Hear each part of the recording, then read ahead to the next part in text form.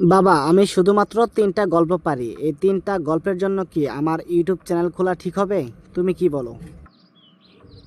আরে বাবা, তোকে একটা গল্প বলি, তাহলে তুই শুন। তাহলে তুই বুঝতে পারবে যে 3টা ভিডিও থেকে তুই ইউটিউব থেকে ইনকাম করতে পারবে কিভাবে। আচ্ছা বাবা, ঠিক আছে, তাহলে বলো, আমি শুনি। তাহলে শুন বাবা, তুই মনে কর রাতের বেলা বাড়ি থেকে ঢাকা যাবি। তোর লাইটের আলো শুধুমাত্র 1 কিলোমিটার পর্যন্ত দেখা যায়, তারপরে আর দেখা যায় না।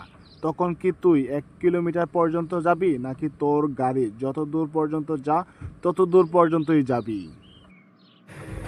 আরে বাবা, তুমি কি বলছো? আমার গাড়ি তো 1 কিলোমিটার পর্যন্ত দেখা যায়। আমি যত সামনে যাব ততই তো আলো যাব।